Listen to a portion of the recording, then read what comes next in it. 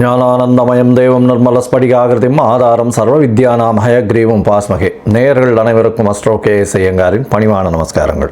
குரு வக்ர நிவர்த்தி, அதாவது குரோதி வருஷம் தை மாதம் 29ஆம் தேதி 11/2/2025 செவ்வாய்க்கிழமை, சித்த யோகம், பூச நட்சத்திரம், சனியினுடைய நட்சத்திரம், கடகராசி வேற, குரு உச்சம் பெறக்கூடிய நட்சத்திரம் வேறு.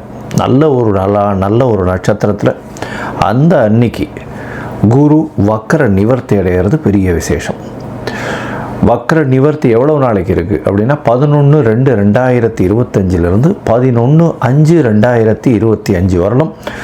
ரிஷபத்திலேயே குரு வக்ர நிவர்த்தி பெற்று நல்லபடியாக இருக்கு.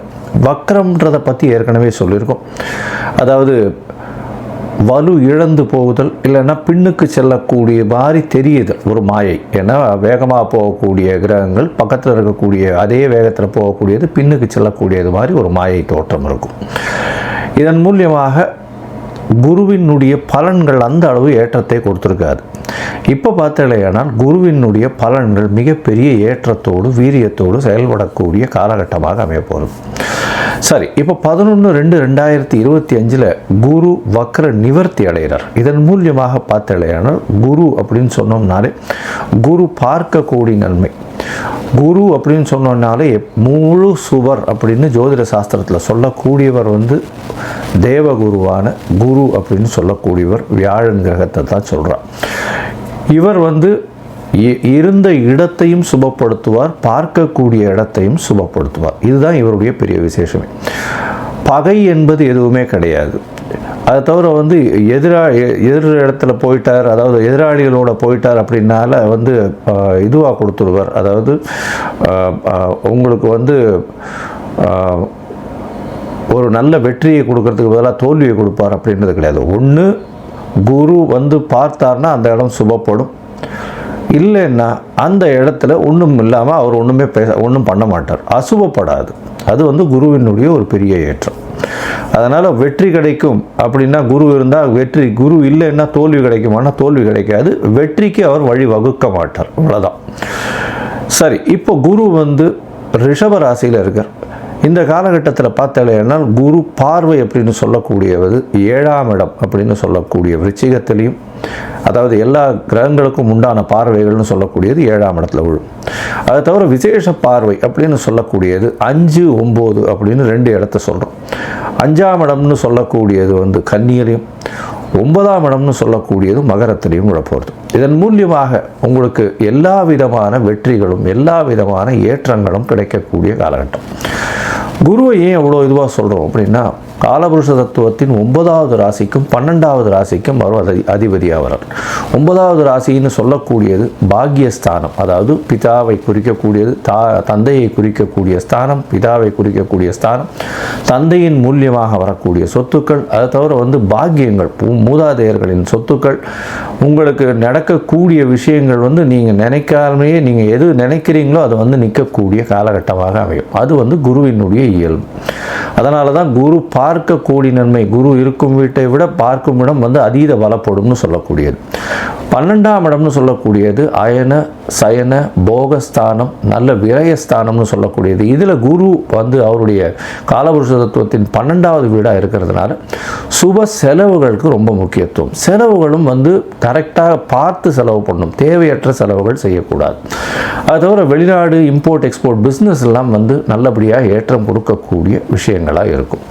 மத சம்பந்தமான விஷயங்கள், மத குருமார்கள் இவர்கள் எல்லாருமே இந்த குருவினுடைய அருள் அதிகமாக இருந்தால் மட்டும்தான் அந்த பீடத்தை அலங்கரிக்க முடியும். அமைச்சர்கள், அதை தவிர கல்வியாளர்கள்னு சொல்லும்போது சொல்லிக் கொடுக்குற டீச்சர், ப்ரொஃபஸர்ஸ், அதை தவிர கோல்ட் ஸ்மித்து, அதை தவிர பார்த்தோம்னா பேங்கிங் இண்டஸ்ட்ரியில் இருக்கிறவங்க, பேங்கிங் இண்டஸ்ட்ரியிலையும் பார்த்தீங்கன்னா கேஷியர்ஸு, அந்த மாதிரியான விஷயங்களில் இருக்கிறவங்க ரொம்பவும் பெரிய விசேஷம். குருவினுடைய ரொம்ப தாக்கம் அதிகமாக இருந்தால் மட்டும்தான் அந்த இடத்துக்கு வர முடியும். சரி, குரு காரகத்துவம்னு சொல்லக்கூடியது பார்த்தோம்னா அவருடைய முக்கியமான காரகத்துவத்தை சொல்லும் பொழுது தனத்திற்கு அதிபதினு சொல்லக்கூடியவர் குரு, தனகாரகன்னு சொல்லக்கூடியவர். அது தவிர குழந்தைக்கு புத்திர காரகன்னு சொல்லக்கூடியவர். அதனால் பார்த்தேனால் குரு அந்த புத்திர காரக ஸ்தானத்தையோ புத்திர காரகனையோ பார்த்தாரே ஆனால், அதாவது புத்திரஸ்தானத்தின் அதிபதியோ பார்த்தாரே ஆனால் அந்த ஜாதகத்திற்கு குழந்தை பிறக்கக்கூடிய வாய்ப்பு இருக்கும். எவ்வளவோ பேருக்கு குழந்தை இல்லாமல் அவள் ரொம்ப கஷ்டப்பட்டு இருக்கா. அவளுக்கு குரு பார்வை ஒரு பெரிய மாற்றத்தை ஏற்படுத்தும். இதன் மூலியமாக அவர்களுக்கு இவ்வளவு நாள் திருமணமாகி குழந்தை பிராப்தி இல்லாதவர்களுக்கும் இப்பொழுது குழந்தை பிராப்தி ஏற்படக்கூடிய பாக்கியங்கள் நிச்சயமாக கிடைக்கும். சரி, இப்போது குரு பார்த்தீர்களேயானால் குரு பார்வை அப்படின்னு சொல்லக்கூடியது 5, 7, 9 அதையும் சொல்லிட்டோம். குருவினுடைய பரிகாரங்கள் அப்படின்னு சொல்லக்கூடியது, குருவுக்கு எளிய பரிகாரங்கள் அப்படின்னு சொல்லக்கூடியது பொதுவாகவே குரு அப்படின்னு சொல்லும்பொழுது அவருக்கு ஒரு காயத்ரி மந்திரத்தை சொல்கிறோம். குருவினுடைய காயத்ரி மந்திரம் அப்படின்னு சொல்லக்கூடியது குரு பிரம்மா குரு விஷ்ணு குரு தேவோ மகேஸ்வரா குரு சாக்ஷாத் பரபிரம்மா தஸ்மை ஸ்ரீ குரவே நமஹ அப்படின்ற இந்த குரு காயத்ரி மந்திரமும், இது இல்லைன்னா ஓம் ரிஷபத்வஜாய வித்மஹே கிருணிஹஸ்தாய தீமஹி தன்னோ குரு பிரச்சோதயாத்து அப்படின்ற குரு காயத்ரி மந்திரத்தையும், அதை தவிர பார்த்தேனால்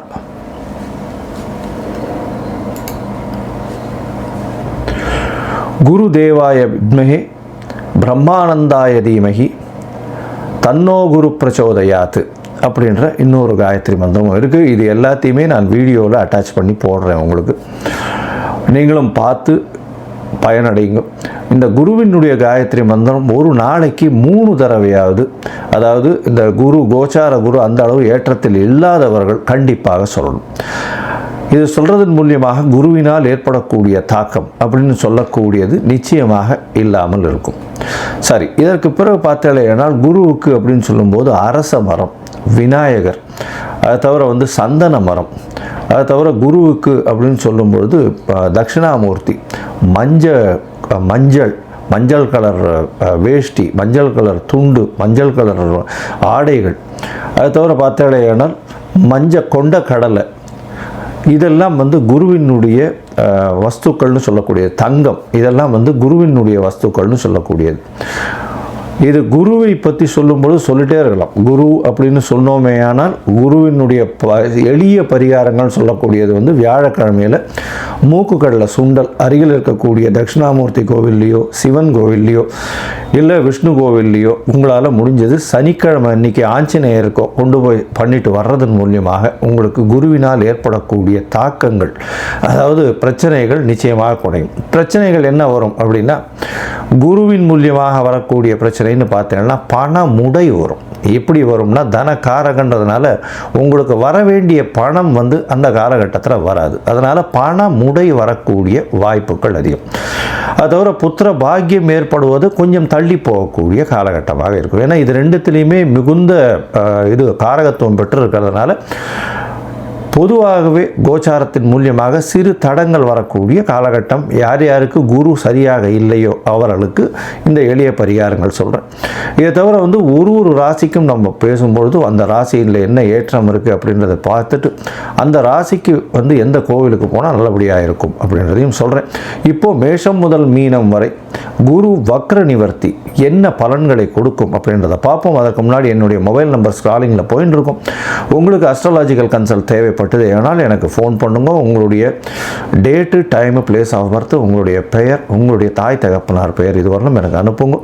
நான் என்னுடைய கட்டணம் என்ன அப்படின்றத போடுறேன். அதுக்கப்புறம் உங்களுடைய ஜாதகத்தை போட்டு ஜாதகத்தில் சந்தி இருக்கான்னு பார்த்துட்டு, அந்த சந்தி இருந்ததே ஆனால் நட்சத்திர சந்தி, நட்சத்திர பாத சந்தி, லக்ன சந்தி, லக்ன பாத சந்தி இதெல்லாம் பார்த்துட்டு உங்களுடைய ஜாதகத்தை போட்டுட்டு அதற்கப்புறம் உங்களுடைய தசாபுக்தி அந்தரம் சூக்ஷ்மம் இதன் மூலியமாக இன்றைய கோச்சாரத்தின் விளைவாகவும் என்னென்ன பலன்கள் இருக்குன்றதை பார்ப்போம்.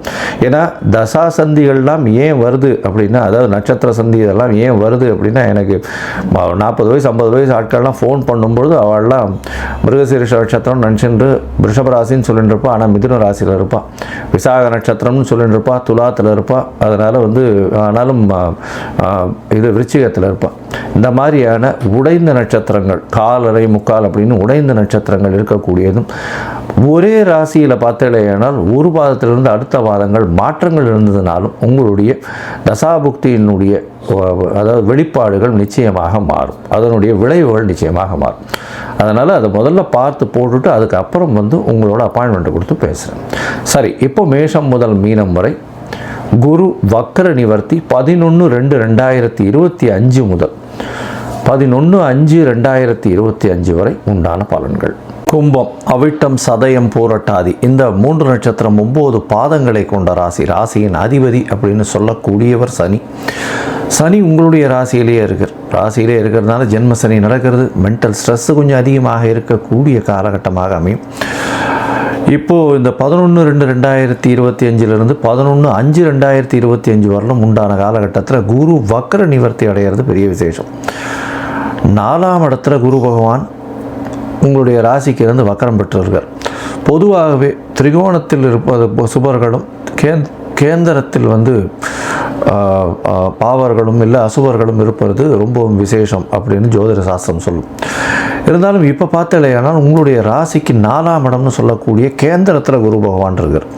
குரு பகவான் கேந்திரத்தில் இருந்தால் அந்த அளவு சுபிட்சத்தை கொடுப்பாரா அப்படின்னா கொஞ்சம் கம்மியாகத்தான் இருக்கும். இருந்தாலும் 4ஆம் இடத்திற்கு உண்டான விஷயத்தை நல்லபடியாக செய்வார். அதாவது உங்களுடைய புதிய வீடு வாங்கக்கூடிய பாக்கியம், புதுசாக கடன் வாங்கக்கூடிய வாய்ப்பு, புதிய வீடு, மனை, வண்டி, வாகனம், தாயினுடைய சொத்து இதெல்லாம் வரக்கூடிய காலகட்டம். படிக்கக்கூடிய மாணவர்களுக்கு நல்ல ஒரு ஏற்றம் இருக்கும். இந்த காலகட்டத்தில் பார்த்தேனால் இந்த 90 நாட்களுமே உங்களுடைய மிகப்பெரிய யோகர்னு சொல்லக்கூடிய சுக்கிரன் உங்களுடைய ராசிக்கு 4, 9 அதிபதி, ஒரு திரிகோண கேந்திரத்தின் அதிபதியாக இருக்கிறவர் மிகப்பெரிய யோகர். அவர் உங்களுடைய ராசிக்கு 2ஆம் இடத்துல உச்சம் பெற்று போய் குருவின் வீட்டில் இருக்கிறது பெரிய விசேஷம். இதன் மூலியமாக பரிவர்த்தனை யோகம் அமையிறது. 2ஆம் இடமும் 4ஆம் இடமும் பரிவர்த்தனை யோகம் அமையிறதுனால அவர்கள் வீட்டில் ஆட்சி பெற்றிருப்பதற்கு சமம். இதன் மூலியமாக பார்த்தாலேயானால் உங்களுடைய ராசிக்கு 2ஆம் இடத்துல குரு பகவான் இருக்கிறதுனால பண வரவிற்கு பஞ்சமே இருக்காது. பணம் எல்லா வழியிலும் வரும். பேச்சில் நல்ல நெளிவு சுழிவு இருக்கும். அது தவிர பேச்சின் மூலியமாக நீங்கள் சொல்லக்கூடிய வார்த்தைகளை ஏற்று நடக்கக்கூடிய காலகட்டமாக அமையும்.